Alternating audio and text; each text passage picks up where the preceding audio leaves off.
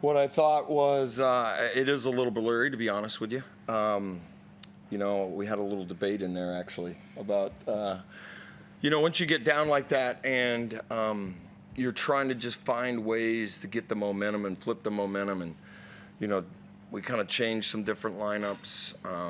You got to play faster, and then you need to see the ball go through the hoop a little bit. It's a time and score kind of thing. I kept saying maybe even starting in the third quarter, because it was such a slow game, that we got to play faster. It's like hurry up type stuff. And then, at some point you've got to make some threes, and you got to make some plays, and you got to get a little lucky. And, I think all of those things happened. But I thought, we were unwavering in our commitment to try to win and our ability to compete and try to do the right things, as hard as it was out there. I couldn't be more proud of the way we found threes late. It started with Troy Brown. DJ had a huge one. We took the timeout with 1:0 something to go. I was debating on what to run.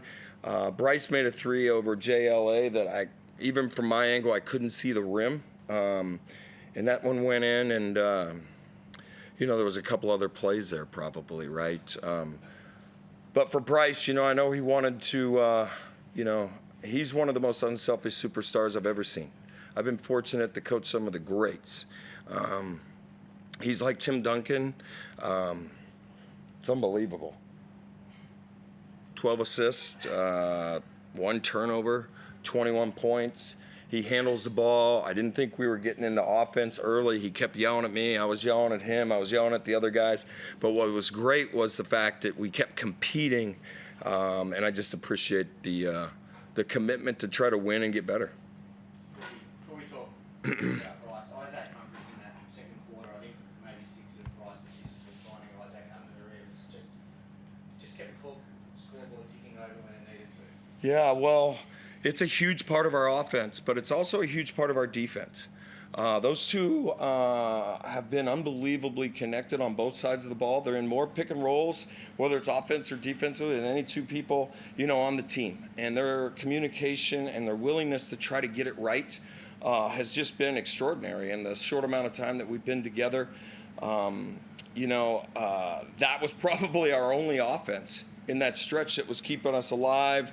We were trying to space it differently, but I think the Bryce to Ice pick and roll combination is as good as Stockton and Malone. I've said it a few other times. It's a really kind of a lost art to be able to play that, and if people want to be back, and there's certain things that they give us, but it's not only offensively, which you see the scoring, and Ice was unbelievable at finishing. He's had an amazing season. I couldn't be more happy for him that there's multiple guys on this team that want to find him. Not only Bryce, but Z and Troy Brown, and there's multiple guys that are finding him at the rim. His ability to finish is elite, and that kept us afloat, sort of, sort of in that moment of the second quarter, until we can just get our feet under us. I mean, I think that we're down, maybe 18 or so with 8 to play. We're finish it on a 19-something run. A lot of things had to go right for us to get it. That last play from Flynn, that was beyond his years, wasn't it? Because it would have been the easy option. I think Bryce was close by, probably would have been the easy option to hand it off. Yeah, there's a lot of guys that had to make unbelievable plays for us to win. I've said it a few times. I couldn't be happier for Flynn. He was the guy that, when I thought this was going to be a couple of year rebuild, and we had to go find a young player in this league that was a free agent that could maybe take a jump to help us just change our culture. And this was before this guy, right? And I went to Auckland and I recruited him. I sat there for 3 days and I tried to paint a picture of how good it was going to be, after a season that was pretty ugly. And he believed in me. And it might be the best recruiting pitch I've ever done, to be honest with you. That and maybe my wife. So I must be a hell of a salesman twice, maybe Bryce the third time. But, you know, like I needed a young guy to kind of anchor us. He was looking for an opportunity behind a lot of great players at United in that role. So for him to be able to set in the game and to play along Bryce and Ice and Z, and, you know, there's times he just has to play off of him, but he kept competing, and he does guard, and there's a physicalness to him that he can grind on people. And, you know, down the stretch, what we did was we went small. We put him more as a 4, which we haven't really done. It's just another lineup combination, and he guarded Doolittle. So, you know, it was a massive thing for us to kind of shift there over the last just couple minutes to go a little smaller to try to get more shooting out there. But I couldn't be happier for him, and, you know, his just, you know, having an opportunity to be a really good player and play in these deals. And, you know, we all want to play in games like this. What does the day mean to you, Bryce? Just another day. What was it like emotionally? Have the impact at the start, the tribute into the win at the end, and everything happening in the how would you reflect that kind of the emotional side of it? I think it was pretty cool to see the love that the fans showed. Definitely appreciated that.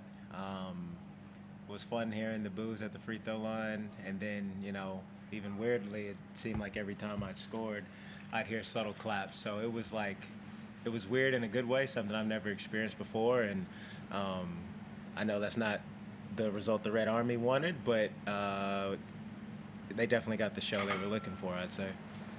That pre-game moment, can you just give us your emotions when the video was running? Your teammates had great support of you as well. How emotional did it get? It caught me off guard, more so like just hearing the cheers from the fans. The video was cool as well, but even hearing the MVP chants and all that, like it was really gratifying for me to feel. Just considering this is my first time back in the city in over 9 months, and at the end of the day, like I've always said, the city of Perth, I got nothing but love, and the coaches and my teammates, or my old teammates, I got nothing but love for them. Love you too. Thanks, Bryce. Yeah. I love you. He looks good in blue and white, doesn't he, guys? I do. I'm sure it was obvious where we couldn't see who you went to at the end of the game down the far end of the court. Who was here for you? That's just a friend that I know, a close friend of mine. It's important to have the support, like be back in town and see everyone. It felt like everybody was loving you today. Yeah, and you know, obviously after the game, like I was trying to find Rach, I couldn't find her. She was already in the locker room. I didn't know, but I knew where my other friend was sitting, so I went to go see him.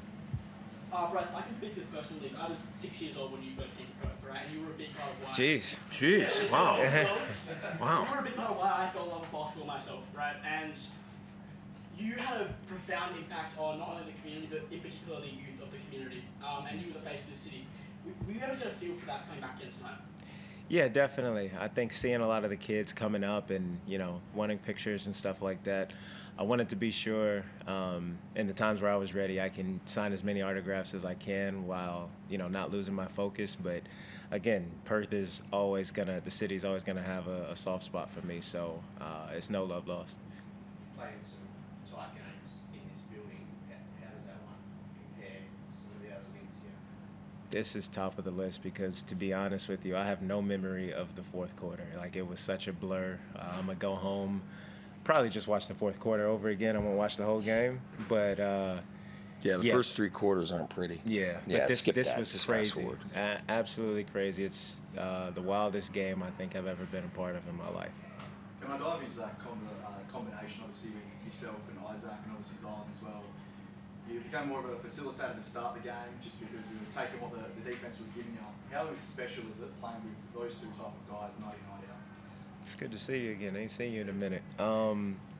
Yeah, I mean, obviously we have a team and we bring together so many different pieces. And, you know, me and Ice, we were talking about it in the locker room. The cool thing about this game is we're talking about so many impactful plays that different players made. It's not like it was just one guy.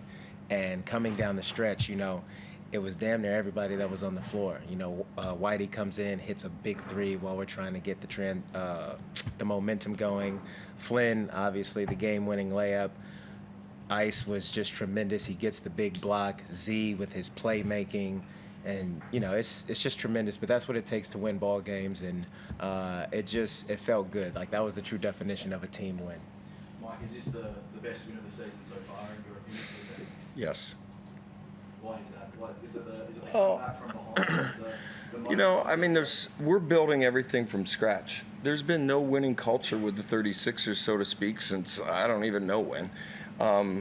So for us to put a new team together, basically from scratch, we had a chance to redo it. And yeah, so all of these games, even like the close games, somebody will say to me like, you guys should beat Cairns by more points, or you should do this, or whatever. Like, this group needs to go through all of those trials. We don't have a chance to say, well, we did this in the past, we're doing this. Everything we're creating is in real time. And it's just been a really special group that way. All the things that we're talking about, Bryce, one of the things I want to say is, like, for the city of Perth and everything, like, it was just amazing what he's done here.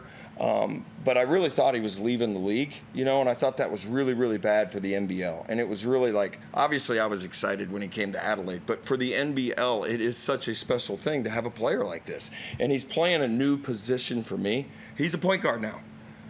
Like, he had 21 points, he had 12 assists, he had 1 turnover, guys. We had 4 turnovers as a team. We went 30 assists and 4 turnovers. That's the kind of stuff you have to have on the road, and we didn't play well for a long time. And then you got to have a special player make special plays. And, Bryce is one of the most unselfish superstars, and that's what triggers that locker room and our culture. And, everything that we're building from scratch is that we have one of the most unselfish superstars in the NBL that I know of. I compare him to a lot of NBA guys. I'm fortunate to be in those locker rooms and those windows and things like that. But it's just a special treat to see him play like that. And for us in Adelaide, to have somebody that's been in so many big games in this league is invaluable for us to learn how to win and how to win on the road, or never quit, or keep going. Even like he might be complaining to me or yelling at me or getting on. But that's part of the competition, because we're all trying to solve the same problem, but we have a new group, and sometimes I'm trying to figure out the combinations. I talk about it a lot, but it is a very different thing as a head coach to go from an assistant for 29 years and make suggestions to being a head coach and making decisions. But I think that I've always had a really good relationship with the main guys, and it's just been special to be able to give Bryce the ball and allow him to lead us. And that's what he did tonight, and that's why we won. And you're top of the table now. Does that make you feel, albeit we're sort of halfway through the season? I only want it at the end, to be honest with you. I love where we're at. I love what this group has done, because I think it's important for us to learn how to win. You have to learn how to win in these close games, 1-point game. Bryce gets 53, Bryce gets 6, whatever it is. We have to learn to win, so when we get into elimination games, road games, that, we've gone through a thing like this where I can say, man, we were down a whole bunch with 8 minutes to play, and we went on a 31-14 run. They didn't score over the last 145. It was a 19-2 closing run. All those stats, right? We're building in real time, and that's what we have to do. I've always said, we want to be in a position to win an elimination game by game like 27. I think we're building to that point, so I'm really not worried about the ladder right now, although I'd rather be at the top than at the bottom. Anyone on Zoom? We're good? We got one more? Yeah. Bryce, you come into every single game at the top of the scouting report, right? How do you prepare and deal with that each game? I'm just used to it by now. And also, I think the cool thing for me being with Adelaide is it allows me to utilize a skill set I've always had, is, my passing ability. I feel like for a long time it's been overlooked, but being able to play the point guard with this team, it's been fun to, use my teammates, and because you got to do it by committee. Anytime you want to be the last team standing. I didn't know he could pass. All he did was score against us last year. So he found out something new too. I was the only one that knew. Thanks, guys. Where do you give your pass? I'm kidding. I'm Thank you, kidding. It's man. a total joke, but thanks, guys.